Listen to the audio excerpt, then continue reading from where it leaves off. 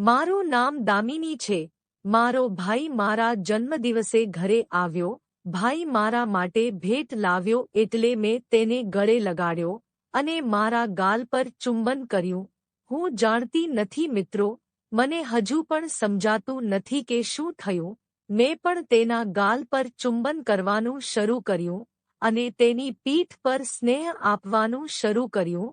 તે પણ મારી પીઠ પર સ્નેહ આપતો હતો અને હું પણ મારી પીઠ પર સ્નેહ આપતી હતી અને તેના ગાલને ચુંબન કરતી હતી.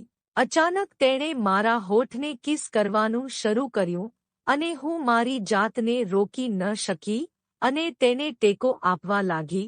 બંનેના શ્વાસ ઝડપી થવા લાગ્યા. બંને એકબીજાને બાહોમાં પકડી રાખતા હતા. તેણે કહ્યું, દામિની, આજે મારા જીવનનો શ્રેષ્ઠ જન્મદિવસ લાગે છે. મેં મારા માટે પણ હા પાડી. વાત કરતી વખતે અમારા બંનેના હોઠ ધ્રુજતા હતા. મારા શરીરમાંથી વીજ પ્રવાહ વહી ગયો અને હું વળીને બાજુ પર ઊભી રહી. તેણે તરત જ મને પાછળથી પકડી લીધી. આ વખતે મારા ગુફાનો મણકો વધુ બળ સાથે તેની સામગ્રીને અથડાતો હતો. વર્તુળમાં મારી સામગ્રીને ઘસવાનું શરૂ કર્યું હતું અને પછી તેણે પાછળથી હાથ આગળ કરીને મારા બંને બોબલાને પકડી લીધા.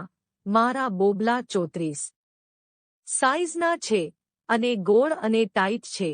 તમે વોલીબોલના ગીતો સમજી શકો છો. તેને ધીમે ધીમે દબાવવાનું શરૂ કર્યું અને જેમ કૂતરો કૂતરીને ધક્કો મારે છે તેમ તેણે પણ પાછળથી કરવા માંડ્યું. હું ગાંડી થવા લાગી. મારા આખા શરીરમાં આગ લાગી ગઈ હતી. ગળું સુકાઈ રહ્યું હતું અને શ્વાસ ભારે થઈ રહ્યો હતો.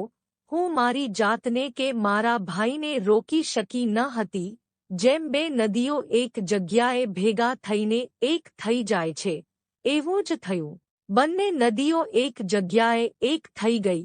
મને જે જોઈતું હતું, ભાઈને જ જોઈતું હતું.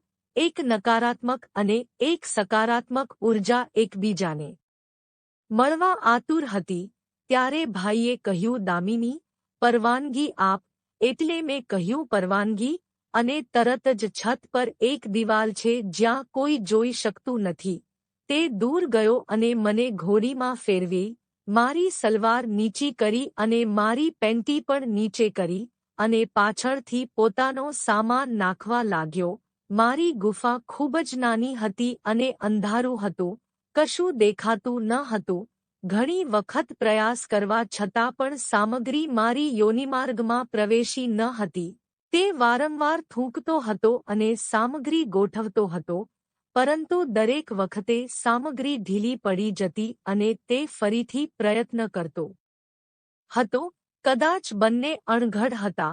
હું કેડી બની ગઈ અને મારી નીચેની સલવાર મારા પગ પરથી હટાવી દીધી અને નીચે સૂઈ ગઈ અને બંને પગને ઉપર ફેલાવો આપ્યો. તે તરત જ ઘૂંટણીએ બેસી ગયો.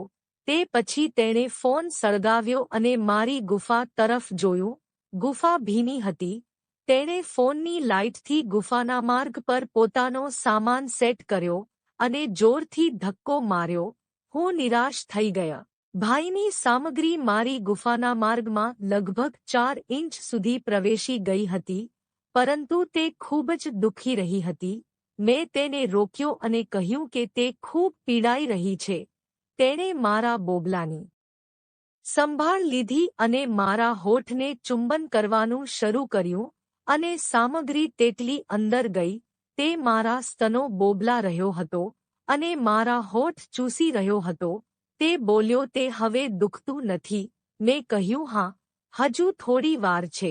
અને તેણે થોડું બહાર કાઢ્યું, લગભગ 2 ઇંચ. તે પછી તેણે તેને ફરીથી દાખલ કર્યું. હવે તેની સામગ્રી લગભગ 5 ઇંચની અંદર ગઈ. મને ફરીથી દુખાવો થયો.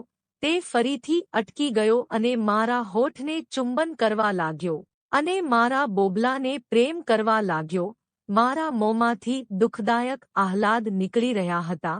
તે સારું લાગ્યું હતું અને તે પીડાદાયક પણ હતું. પછી તેણે સામાનને થોડો બહાર કાઢ્યો અને ફરીથી ધક્કો માર્યો. હવે તેની સામગ્રી સંપૂર્ણપણે મારી ગુફામાં આવી ગઈ. હવે મને તે ગમવા લાગ્યું. તેના પોપટને ધીમેથી હલાવવાનું શરૂ કર્યું અને પછી તેને વર્તુળમાં ફેરવવાનું શરૂ કર્યું. તે પછી તે પણ અંદર બહાર આવવા લાગ્યો. હવે અમે બંને આ કરી રહ્યા હતા. મારા હોઠ સુકાઈ રહ્યા હતા, પણ વાસનાની તરસને લીધે હું જીભ વડે તેના હોઠ ચાટી રહી હતી અને જોરથી ધક્કો મારી રહી હતી. મિત્રો, હવે તે મને વધુ જોરથી મારવા લાગ્યો. અમે બંને એકબીજાને મદદ કરી રહ્યા હતા અને કિસ કરી રહ્યા હતા. લગભગ 15 થી 20 મિનિટ સુધી તે મને અંધારામાં ધક્કો મારતો રહ્યો અને અચાનક તેણે જોરથી આ અવાજ કર્યો અને તેનું તમામ પાણી મારી ગુફામાં છોડી દીધું અને શાંત થઈ ગયો. અમે બંને તરત જ ઉઠામાં ગયા, અમારા કપડાં પહેર્યા અને ફોનની લાઇટ ચાલુ કરી અને જોયું કે પાણી પણ ફ્લોર પર પડ્યું હતું, જે કદાચ મારી ગુફામાંથી બહાર આવ્યું હતું અને તેની સાથે લોહી પણ હતું. કદાચ મારી સીલ તૂટી ગઈ હતી, તેથી જ ત્યાં લોહી હતું. તેણે મને ગળે લગાવી અને પછી હેપી બર્થડે કહ્યું અને કહ્યું કે આજની રાત અમારા બંને માટે સૌથી સુંદર રાત હતી. તે ક્યારેય ન ભૂલી શકાય તેવી રાત હતી. અને ભાઈએ મને જન્મદિવસની શુભેચ્છા પાઠવી અને પછી કેક કાપવાનું શરૂ કર્યું.